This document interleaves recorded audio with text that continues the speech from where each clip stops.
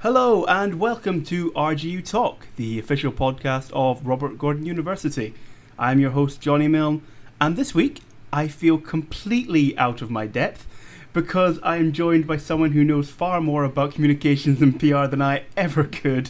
It's Academic Strategic Lead in RGU's School of Creative and Cultural Business. It's Izzy Crawford. Izzy, thank you for coming down today. Thank you for inviting me, Johnny. So we're here today to talk about crisis communications, which is one of the areas that you specialise in.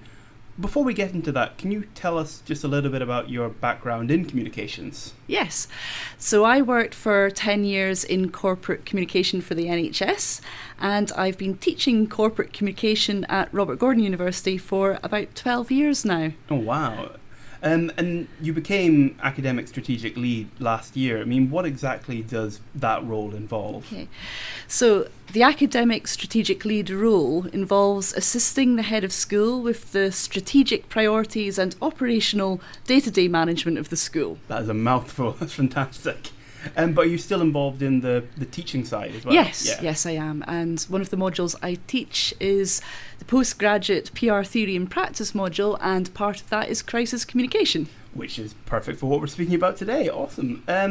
Well, moving on to communications, crisis comms again in particular, it may be a simple question, but what is considered a crisis in a PR sense?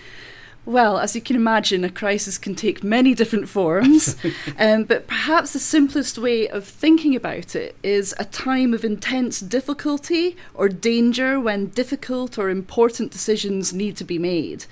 And this can apply to events which have intensified slowly over time, for example, major job losses, or it could have materialised quite rapidly and unexpectedly, for example, an act of terrorism. So crises can be intentional or they can be unintentional, and they can originate from human or natural causes. And are you able to give me any specific examples of ones that you've had to deal with in your career?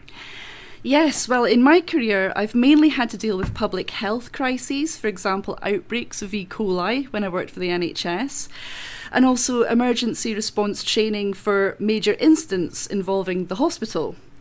One occasion that springs to mind that I remember quite well, and it was a number of years ago, the emergency response system was activated at the hospital over a suspicious substance which had come into contact with baggage handlers at the airport. Okay. And they were brought into hospital and quarantined. Now, thankfully, it turned out to be harmless. Excellent. But it certainly put the crisis response procedure through its paces. Well, we obviously live in a world where virtually everything is online and available to find if you look hard enough. Over the years and even the past few months, we've seen numerous public figures be shamed or sacked for photos or comments they may have made years and years ago, and even apologised for at the time. How hard is it for communication professionals to deal with reputational issues in that kind of environment? Yeah. Well, I think we're all aware that social media has transformed our lives, but Absolutely. It's also transformed the way that we do crisis management and crisis communication. If you think about it, information and images are available instantly, constantly, and virally across many different platforms to anyone at any time, anywhere in the world. So, not surprisingly, it's impossible to control what other people are saying about you, but it is possible to control how you respond, and that's the important thing.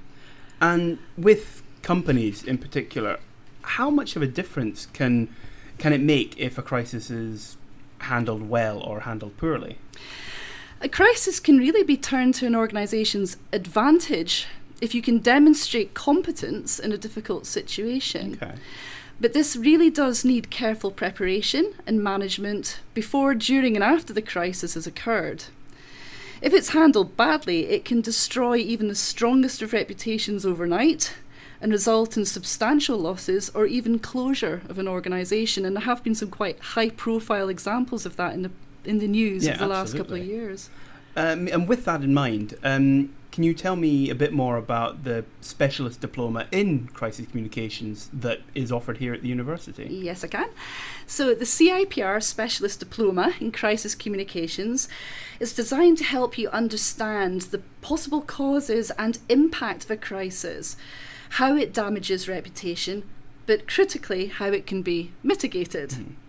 It's a short professional course. It's delivered in 2 day-long workshops at RGU's stunning Garthdee campus in Aberdeen. Got to get that plug in. Yep, absolutely. And it's followed by self-study online through our virtual learning environment called Moodle. Okay. And what would you say to someone who maybe looks at that diploma and thinks that maybe their organisation isn't big enough to worry about a major crisis? Yeah, I would definitely say that no one is crisis proof. It can happen to anyone or any organisation at any time. And the cost of not having a robust plan or understanding how to respond could be really damaging to your reputation and to your business. So if people take part in the diploma, what will they get out of it in terms of skills and employability? Okay.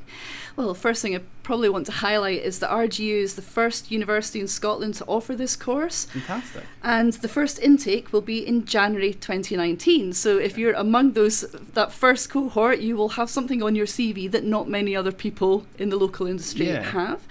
You'll gain a specialist qualification in crisis communications, which is accredited by the UK's leading professional body for public relations, the CIPR, Chartered Institute of Public Relations. But you'll also acquire the expertise that's really necessary to identify and manage crisis communications effectively, which I think should be a top priority for any employer. Absolutely.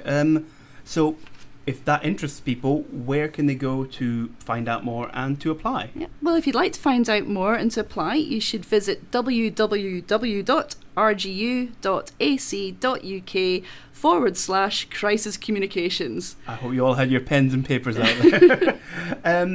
Well, finally, before we end, incorporating everything we've said so far and everything from your career to this point, what would be your main message to the communication professionals of the future? I think if you want to become a communications professional in the public, private or charitable sector, you need to understand and be proficient at crisis communications, because it really could happen anywhere at any time and you need to be ready. And on that, Izzy, thank you again so much for joining me today. And that's it for another episode of RGU Talk. On behalf of the university, I'm Johnny Milne, and we'll talk to you later.